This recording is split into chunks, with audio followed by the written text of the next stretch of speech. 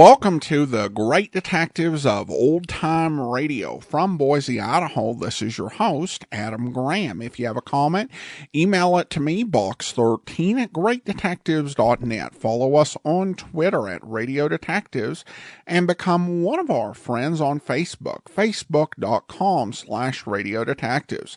I do want to encourage you, if you've not already, to pick up your Great Detectives of Old Time Radio t-shirts. We offer several different designs. We have our typical Great Detectives of Old Time Radio t-shirt. Just go to t-shirt.greatdetectives.net. Then our Johnny Dollar 70th anniversary t-shirt at yourstruly.greatdetectives.net. And then the Joe Friday Never Said Just the Facts Ma'am t-shirt available at friday.greatdetectives.net. These make great gifts. We've got them not only as t-shirts, but also as pullover hoodies. And I wear mine frequently, so I encourage you to go check out our t-shirts and order one today. All right, well, now it's time for today's episode of Yours Truly, Johnny Dollar. The original air date, April the 14th of 1951, and this one is The Mickey McQueen Matter. From Hollywood, it's time now for Edmund O'Brien as Johnny Dollar. Mickey McQueen, Johnny. How are you? Mickey? I tried to phone you a couple of times, but I never reached you. Well, I'm out a lot these days. Well, I heard about your promotion to sergeant, Mickey. Nice going. That isn't good. They're taking my beat away from me and putting me behind the desk. I've got to talk to a friend about it. Will you be home tonight? Well, you really sound worried, Mickey. What is it? Nothing yet, Johnny, but there'll be murder before it's finished. My mind's made up. I want to talk to you about it. Sure, Mickey. I'll be here any time you want to come up.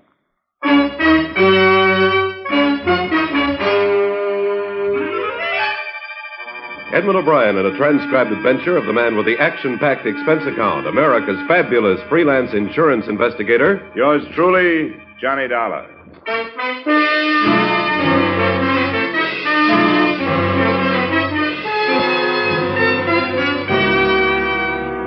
Expense account submitted by Special Investigator Johnny Dollar, to whom it may concern, Hartford Police Headquarters, Hartford, Connecticut. I don't expect you to honor this statement, but since the reports to my regular employers go in on these forms, the following is an accounting of my expenditures during my personal investigation of the Mickey McQueen matter. You may wonder how I got mixed up in it. Well, it's been my privilege to have worked a number of cases with Mickey McQueen here in Hartford, and through the years, a friendship developed between us. So when he phoned Tuesday night to say he wanted to talk to me, I was glad to ask him up. But when it got to be 1:30 in the morning and he still hadn't arrived, I wasn't so glad. He arrived at 2.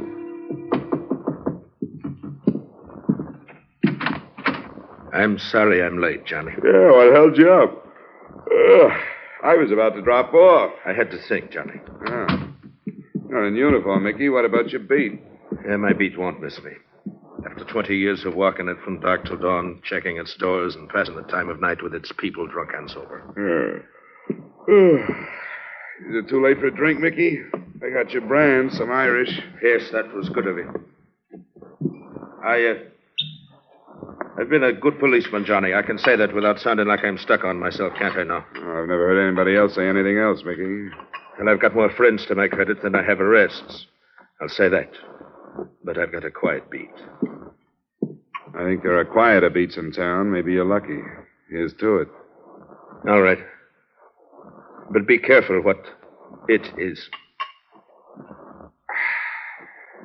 There's murder being done and planned right this minute, Johnny, and them that could stop it don't have the heart, right or wrong. What are you talking about? I know what I'm talking about. Are you feeling all right? Feeling all right? I'm as healthy as I was yesterday, ain't I now? I didn't see you yesterday. Yet they're taking my job, putting me behind the desk. A degrading end for a man that's been active for 20 years. After 20 years on your feet, you should take a rest. You've earned one. The very words of the commission, Johnny. But, Johnny, Yeah, Mickey? Never mind. The devil take them all. I've used up enough of your time. Now, wait a minute. You came over to talk about something more than your new job. What's this stuff about murder being planned and being done? I shouldn't have said it. I wish you'd forget it. What's the matter with you? You know me well enough to tell me. You know me well enough to know I'll keep any confidence you want me to keep. You're a good friend, Johnny. Maybe that's why I've changed my mind about telling you. Then why did you come over? Because I thought I was going to talk to you, but I'm not now. All right, it's your business. But you're acting like a kid. Now, if you don't have anything to say to me, it's after 2. I may have a job in the morning. All right, Johnny. I'm sorry I bothered you. I'll say good night.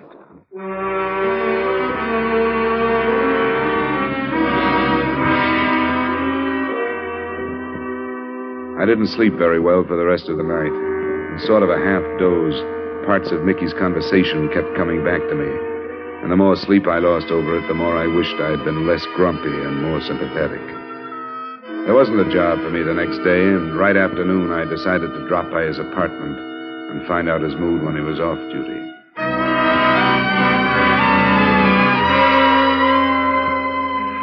Mickey's apartment occupied the ground floor of a narrow gray row house not far from mine. I could hear a woman crying somewhere inside. I smelled domestic trouble, but I pushed the buzzer anyway.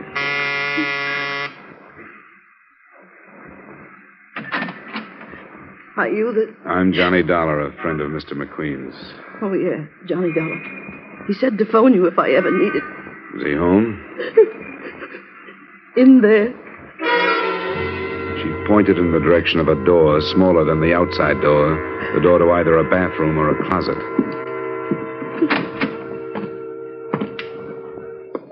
It was a closet. The clothes were bunched at one end of the rod, and from the other, still in uniform, his own polished leather belt drawn tightly around his neck, hung Mickey McQueen. I walked back into the lace-curtained living room. The woman who had let me in was in her middle 30s. She wore too much makeup, and her white blonde hair was anything but natural. She had stopped crying, and she acted as if she were waiting for me to start something. Well, what about it? Do you explain yourself, or do I get 3 guesses? Never mind that look. I only live here. Oh? I didn't know Mickey had a wife. Oh, maybe he was ashamed of me. My name is Thelma. Sorry, Thelma. You're an old friend of Mickey's? Yeah, but he never told me about you. Had you seen him lately? Yeah, last night. First he phoned me, then he came by to talk to me. What did he say? I'm not sure. He was pretty handy with double talk. Maybe I was supposed to understand it, but I didn't. What was it about? About his job, change he was making, and something about murders being planned and done, and nobody doing anything to stop them. Then he didn't tell you What? that I was leaving him. He's never mentioned you. Why were you leaving him? Oh, because it was all wrong. I never should have married him in the first place. Why did you? Because he was the kindest, most wonderful man that ever lived. Does that answer your question? Not quite. Is there more? Did you know his first wife? Yeah. Well, then I guess you know he took her death pretty hard. He'd been married 10 years. I met him after she died. He was lonely, and so was I. Well, he was pretty wonderful to me. I thought I could help him. It wasn't because of him I was leaving. It was me. But I never thought he'd do this. I don't think he did. What do you mean? I think he was murdered. Why? When did you find him? Oh, I came home about a half hour before you got here. Have you phoned the police? Not yet. I didn't know what to do. Where'd you been? I told you I was leaving him. I've been living in a hotel. Does it matter? Well, why'd you come back? Well, just to get some things I'd left. Why are you asking me these things? When it's murder, there's bound to be a lot of questions. I don't think it was. Everybody loved him. He didn't have an enemy in the world. Why would anybody want to kill a man like Mickey McQueen? For the rest of the day, I tried to talk myself into leaving the matter in the hands of the police where it belonged, but I couldn't do it. That night, I started making the rounds of Mickey's beat. I talked to a corner magazine vendor who had sold him a mystery, a woman in a cigar store who had talked with him, and a cabbie who had borrowed $5 from him. None of them gave me anything helpful. My next stop was the Cedric Hotel, where I looked up the house detective, Ned Martin. Ah, poor old Mickey. I'll miss him. So will I. Did you see him last night? Yeah, he dropped in. He always did, once or twice a night, just to shoot the breeze, you know. Why'd he do it? Did he leave a note or anything? I think he was murdered. What makes you say that? Came over to see me about 2:30 this morning. There was something on his mind. He wanted to talk about it, but he wouldn't. Yeah, that figures. What do you mean? I noticed something about him last night. He was real low. I asked him what was the matter. He said it was because it was his last night on his beat. He was supposed to check into his new job today. But that didn't sound right to me. Did you know he had a wife? Yeah, I heard about it. Then I hounded him till he showed me a picture of her. Bleached blonde? Yeah, she looks it. I didn't want to embarrass him by asking, but I wondered about her. What makes you think it was murder, Dollar? Now, do you think Mickey was the type to kill himself? Well, no, but how can you tell? I guess you can't. All you can do is try to find out. Well, if you don't have anything more, I'll be on my way. Wait a minute. Huh? I guess it was a dirty trick, and I wish I hadn't done it, but I snooped that marriage. I found out who she was. Her name was Thelma Weaver.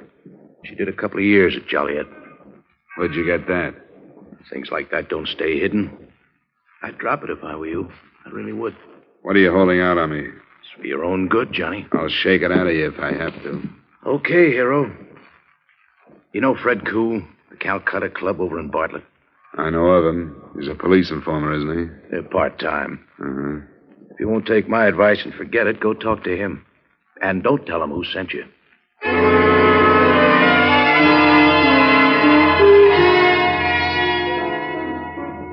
What do you want? I want to talk to you about Mickey McQueen. Do you have an office? You a cop, too? Only a private one. I was a friend of Mickey's. Oh, sure. Roy. Yes? I'm in my office for a little while. If there's any trouble, buzz me. Roger, Fred. Come on, this way.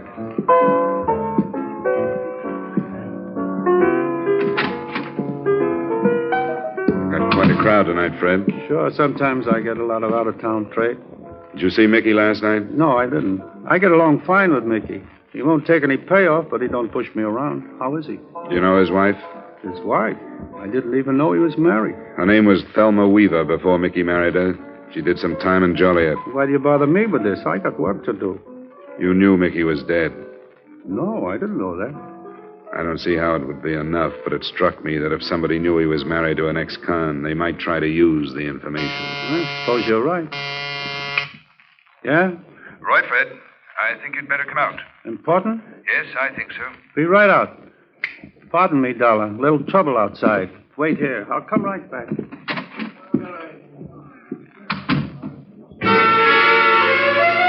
I waited, and while I did, I took a quick look around the office for another way out in case I might need it. There wasn't any unless the steel door in one of the walls was it. But before I could try it, the other door opened.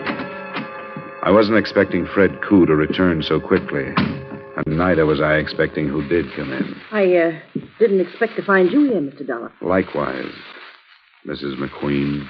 I was looking for Mr. Koo. What for? Well, I thought I might help if I could. Mickey kept this notebook, you see, where he wrote down all the places he stopped when he made his rounds. This place was one of them. I thought if I could talk to this Mr. Koo... Did you know Fred Koo? Oh, I know. You know anybody named Weaver, Thelma Weaver? All right, mister. That's enough. Reach. Don't be crazy. What good would that do? Stay where you are. Don't try anything. I really mean it. She looked like she really meant it. It was a small revolver, Colt 25. I didn't know whether she had come in meaning to use it on Fred Koo or me, but it didn't make much difference at the moment. She had it pointed at my midsection. I couldn't figure her. She held her little revolver as if she was used to the feel of it. But there had been something actressy about the way she said reach. I couldn't figure her, but I decided not to take a chance. I grabbed up the inkwell from the desk and threw not it, but the contents at her. Hey, what's it? Okay, drop it. Drop it. Drop it. Now sit down. All right. What do you want? That depends on what you want. I told you. I want to find out who killed Mickey. At the apartment earlier today, you didn't think anybody had. What about it? All right, Johnny. How much do you know? That your name was Thelma Weaver, that you spent 2 years in Joliet. That's right. And after 2 years in that place, I didn't want to go back to the life and start all over again. I gave the bunch in Chicago the slip and came here. I was hanging around trying to pick up enough to pay my way to Florida or someplace, and that's how I met Mickey. He arrested me. Vagrancy. What a laugh. He showed in court the next morning and got me released in his custody. Oh, he treated me like a daughter. He loaned me some money, offered to get me a job, and I really felt for the first time like I could start life all over again. Oh, I know it sounds corny, but... But good. You make it sound real good. You don't believe me, do you? Sure. I believe you as far as you've gone. I even believe the part about starting a new life. You saw that Mickey had a heart as big as the city, and you didn't lose any time moving into it. That was smart. It was about the safest hiding place you could have found. For you, but not for Mickey. How did I know about Fred Koo? Somebody spotted me and told him. And he didn't waste any time getting in touch with Chicago. Those men out there, they all from Chicago? Well, most of them. Did you spot the tall one? He talks with an English accent. Yeah, I remember him. Roy? That's him. He came first. He checked the possibilities on Mickey's beat, and then he found out about Mickey being moved over to a new job. Where was he being moved? Some desk job. Where? At the police arsenal. The arsenal. How did Roy find that out? I told him. I had to. He made me tell him. What are Roy's plans, do you know? Yeah, the Marquardt building. The one that has all the wholesale jewelers. No, that's no good. Mickey was supposed to help them with a job of that size, or they'd reveal that he was married to an ex-con. That's not enough. They must have more than that on you or him. Oh, I might as well tell you. Can't hurt me now any more than I've been hurt. His name is Roy Weaver. I'm married to him. He threatened to bring bigamy charges unless Mickey helped him. That would do it. With your record, bigamy would be a long stretch. Yeah, 5 years. Mickey would do almost anything rather than cause me that. Who killed him? Roy did. I wasn't there. I swear I wasn't. But they met him after he got through work at 5:30 this morning. Why did they kill him? Mickey was all ready for his new job, and he had the keys to the arsenal. Here's your gun. If you're on the level, you may need it, and the caliber's too small to do me any good. What are you going to do? I'm going to the police. Why not use the phone? It'll be tapped, and it would take too long to explain it. That bunch would be in here before I got started. I wouldn't try it if I were you. Where are you going, Dollar? I'm going home. I was waiting for Fred Koo, but I guess he decided not to bother. Fred had to leave. Did Mrs. Weaver entertain you with her sordid story? Yeah, it was very pleasant. She's a charming girl.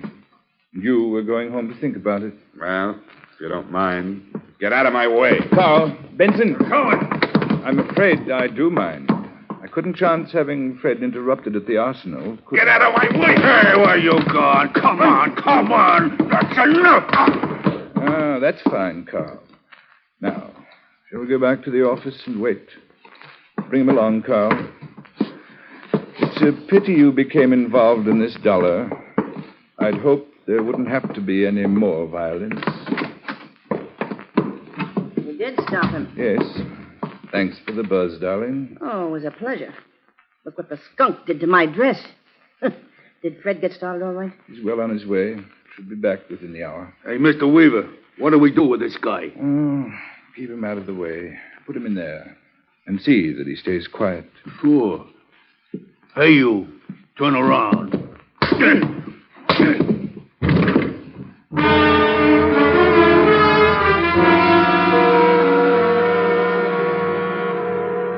At least I found out what was behind the steel door I'd noticed earlier in the evening. When my eyes opened, and I got accustomed to the light from a single dust-covered bulb, I realized that I was in a sort of wine cellar.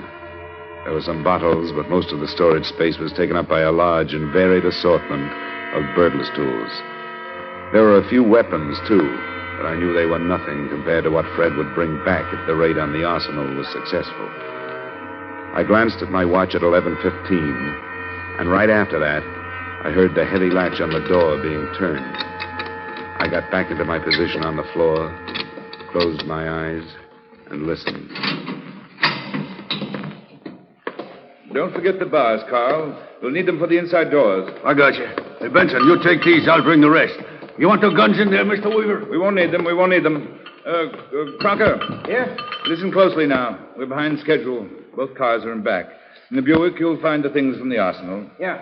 I want you to move half of them over into the Cadillac. What about the grenades, Roy? They're in a case marked CN-DM, irritant gas M6. I got it. Open the case and put half in the Buick. The most important is the cordite powder for the vaults. There are 2 boxes. Put one in the trunk of each car. Right. Be careful. It's very touchy stuff. Yeah, I know. I've handled it before. All right, get along then, and hurry. It won't take long. Now, Fred will be in charge of one car. I'll be in the other. It's all right. We're agreed that we'll meet at the north entrance at midnight, both to approach the building from the east on Lincoln. You will have dropped 2 men to guard the south entrance. 2 of my men will subdue the guard at the north. Yeah, they better. They'll spring the alarm in a big hurry. You can trust me. They'll use Thompson's. Thelma! Yes, Roy? Where are you going? Oh, don't be so snoopy. I'm going to powder my nose. You're coming with us. Sure, Roy, if you want me to. I don't need you, but I don't think I should feel safe without you with me. Don't be long. I'll be right back. Think everything is ready from in here, Mr. Weaver. Good. Go to the cars then, Carl. What about the Seamus there? Oh, lock him up again. We'll decide what to do when we come back. I guess he can't cause no harm in there.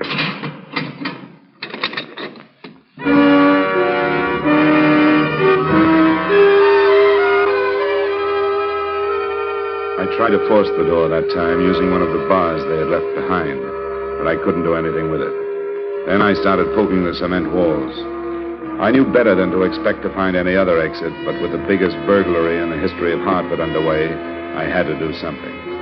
I kept a check on the time, and it was 20 minutes before they were due to arrive at the Marquardt building when a sound stopped me. The steel door was being opened. I moved behind it, still holding my bar.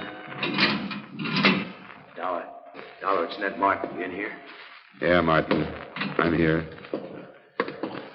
How did you know I was here? Some dame phoned the hotel. She told me you were here. Why should she call you? How should I know? I don't even know who it was. She just said she knew you came to the hotel and that you were locked up in here. I mentioned the Calcutta to you, so I came over to see what it was all about. What's the matter? Don't you believe me? I don't know what to believe. You said you were holding something out on me when I talked to you. I was.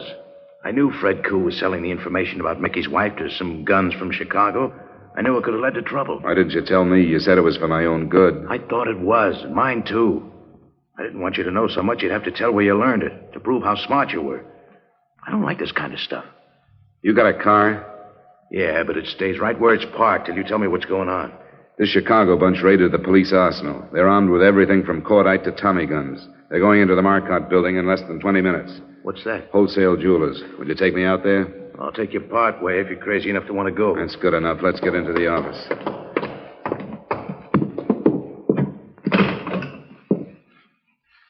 It's dead. Who'd you want, police? Yeah. We could stop on the way. It'll take us 15 minutes to get to the Marquardt building. If we run into a patrol car on the way, we'll stop it. If we don't, you can drop me and then phone in.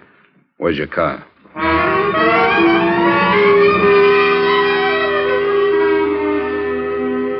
At the speed we traveled, we should have at least picked up a traffic cop, but we didn't.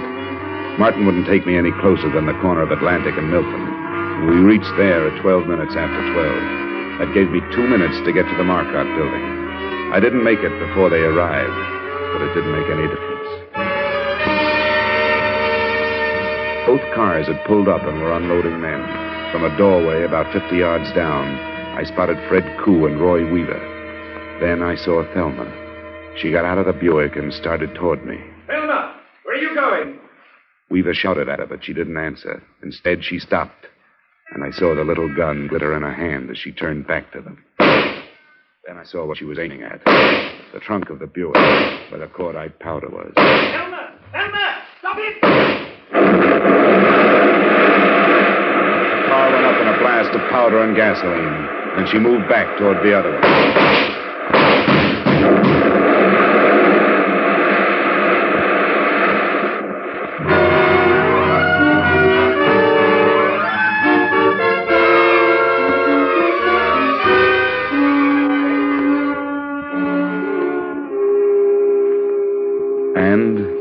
That was it. Thelma Weaver McQueen, as the department knows, was DOA at Emergency Hospital. None of the mob got out alive except Roy Weaver, who lived long enough to sign a confession to Mickey McQueen's murder. I want you to know that I may have lost a good friend, but you have lost a better policeman. I hope to see those early news accounts that called him a suicide corrected. Expense account total, no dollars and no cents. Yours truly, Johnny Dollar.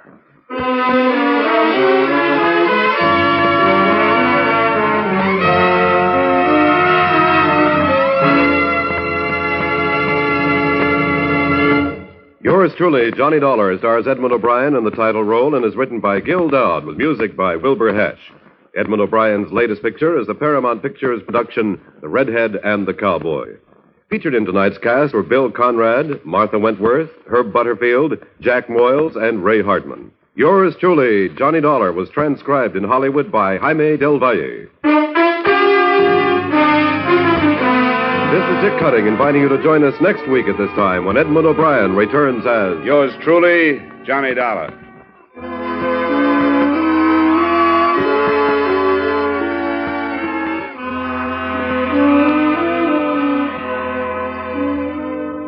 There'll be fast-moving, true police adventure on CBS tonight when Gangbusters comes your way again on most of these same stations. This evening, Gangbusters presents The Case of the Stranger in the Hall. Stay tuned now for 5 minutes of the latest news.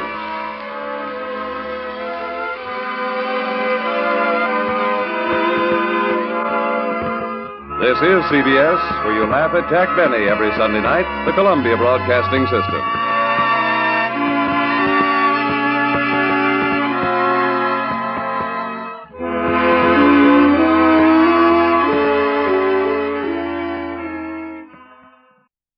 Welcome back. Now, if you've been listening to the program for a few months, that may sound familiar, and that's with good reason, because we did actually play the McQueen matter about 5 months ago, back on June the 19th of this year.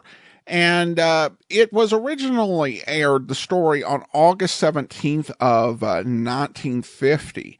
And this is a rare case with Johnny Dollar, not unheard of, but rare, where they're having script reuse with the same actor playing Johnny Dollar in the same story. Because there are quite a few where there is script reuse for different actors, where you'll have O'Brien doing a Russell script or John Lund doing an O'Brien script. But this sort of direct performance of the same script that the actor did previously, we don't see a whole lot in Johnny Dollar. There are some other examples. Probably the most prominent is another O'Brien story, the Mont video matter, where this was performed 3 times. And that, during the summer of 1952 series of Johnny Dollar, it actually aired, twice, in the course of the summer. But all of those are actually missing. So this is a bit rare to have that. It's always a little bit tricky with these episodes, because, when you have the same script being performed, it can be difficult to tell, what's really going on, because there can be cases where people who compile old-time radio programs into disc or collections will take one performance and will label it as the other. And so when you purchase the set, you don't get 2 separate performances of the same script. You get the same performance twice, listed incorrectly under different dates. It's a bit easier in this case because Johnny Dollar's in this period where they are doing 25-minute episodes. So we can tell that this is a different performance than the one that was back when they were doing the 30-minute episodes. But with others, it's tricky, figuring out which specific performance of this same script this is. And in some cases, when you research it further, they had started to do actual repeats, since they were putting these on transcription discs of the performance, though those tended to be rarer. So it can be complicated, but thankfully it's not so much with this one. All right, I want to go ahead and thank our Patreon supporter of the day. Thank you to Lori, Patreon supporter since April, currently supporting us at the Shamus level of $4 or more per month. Thank you so much for your support. And that will do it for today. Join us back here tomorrow for Indictment. And then next Monday, Casey Crime Photographer. Tuesday, the Australian version of The Fat Man. And next Saturday, Under Arrest. And of course, we'll be back next Friday with another episode of yours truly, Johnny Dollar. In the meantime, send your comments to box13 at greatdetectives.net. Follow us on Twitter at Radio Detectives and become one of our friends on Facebook, facebook.com/Radio Detectives. From Boise, Idaho, this is your host, Adam Graham, signing off.